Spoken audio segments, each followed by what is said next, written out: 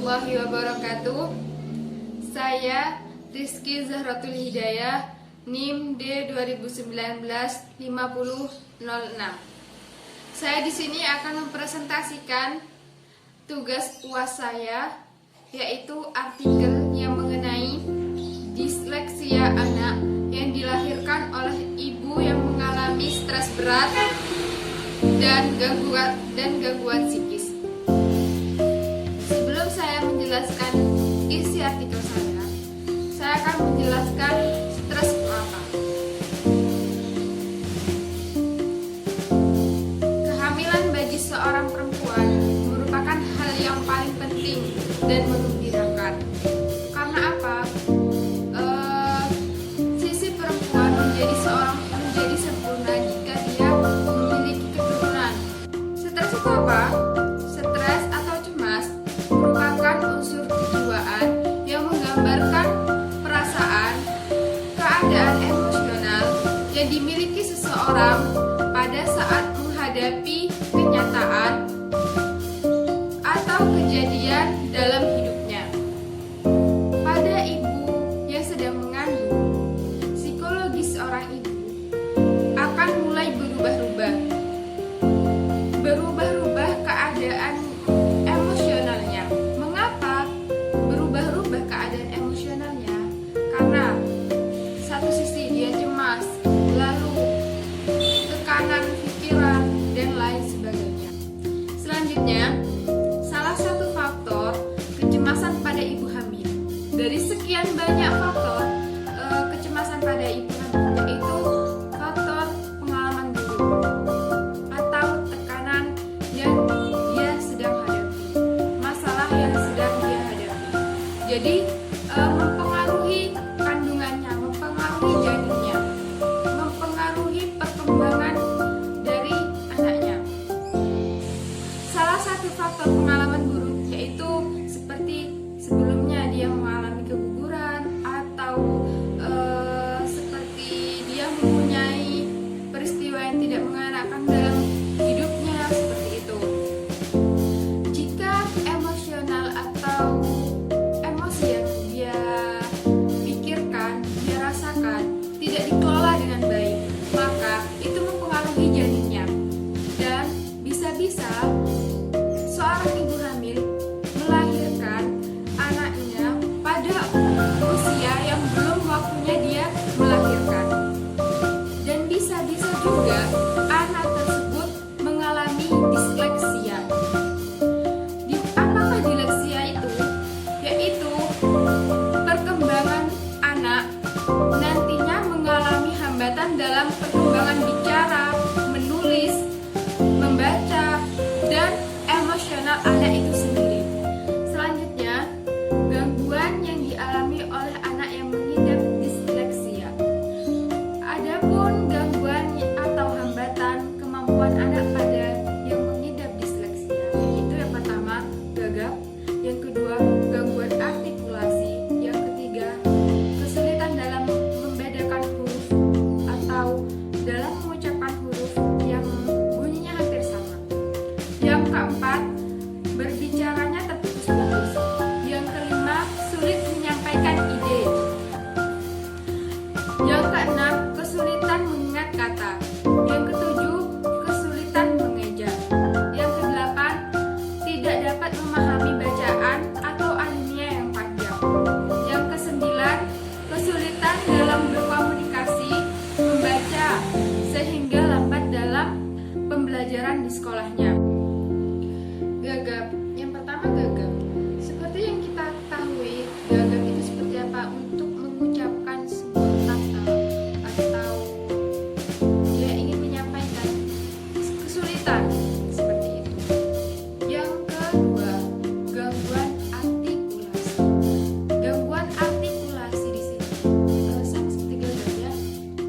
Gangguan mengucapkan kata terbata-bata. Lalu kesulitan dalam membedakan huruf seperti L dengan L. Jadi dia tahu, dia paham apa yang dia katakan, tapi orang yang mendengar dan menerima apa yang dia katakan susah memahaminya. Selanjutnya berbicara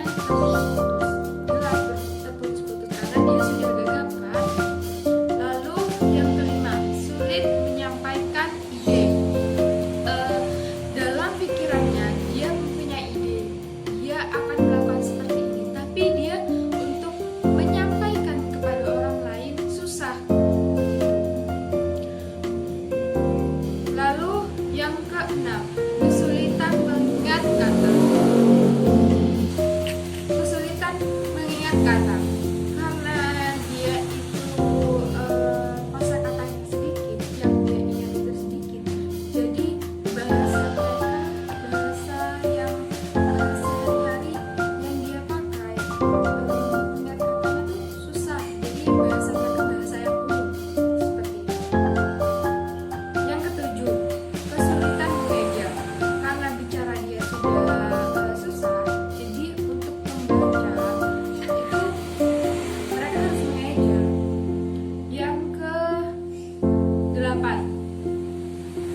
tidak memahami bacaan dengan alinea yang panjang. Jadi jika anak yang mengidap disleksia membaca suatu teks atau narasi yang panjang, dia akan bingung apa isi teks tersebut dan apa yang disampaikan dalam isi teks tersebut. Jadi mereka masih bingungan seperti itu. Yang ke-9, kesulitan dalam berkomunikasi. Membaca sehingga lambat dalam perkembangan siswa. Karena gangguan-gangguan yang seperti saya sebutkan tadi, pada perkembangan pembelajaran di sekolah mereka akan terhambat. Jadi beda dengan anak-anak yang normal seperti biasa. Tetapi juga tidak semua anak yang mengidap disleksia mempunyai psikis yang dia tuh gangguan psikisnya nggak begitu terganggu. Karena ada sebagian anak yang merasa bodoh meskipun dia punya kekurangan mengidap disleksia, tapi mereka mempunyai kelebihan seperti itu. Selanjutnya, mekanisme disleksia pada anak yang dilahirkan dari ibu dalam keadaan stres berat. Stres mengakibatkan banyak perubahan dalam sistem tubuh yang dapat mempengaruhi kesehatan, termasuk emosi. Emosi seseorang, terutama emosi terkait dengan stres seperti kecemasan, depresi, memiliki peran penting dalam keseimbangan fungsi kekebalan tubuh. Dalam menghadapi stres, seorang ibu hamil akan melakukan penanggulangan stres itu. Kemampuan penanggulangan stres tiap individu berbeda-beda, dipengaruhi oleh beberapa faktor. Dan faktor yang pertama yaitu faktor internal dan faktor eksternal. Yang pertama, faktor internal, yaitu kognitif, karakteristik kepribadian, dan sikap hati yang terbuka. Jadi faktor-faktor internal ini adalah stres yang ada dari dalam dirinya, yang disebabkan oleh dalam dirinya. Yang kedua, faktor eksternal, terdiri dari tidak didukung oleh lingkungan sosialnya. Yang kedua, pengaruh yang positif. Dan yang ketiga, tekanan dari luar, yaitu tekanan dari perubahan, lalu stres yang diperpanjang, terus status ekonomi. Faktor-faktor ini mewarnai dinamika ibu hamil melalui awal kehamilannya sampai akhir kehamilannya. Bisa dapat kita simpulkan bahwa anak yang mengidap disleksia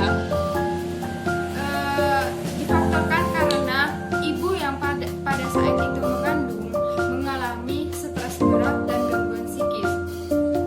Faktor-faktor itu yang juga mempengaruhi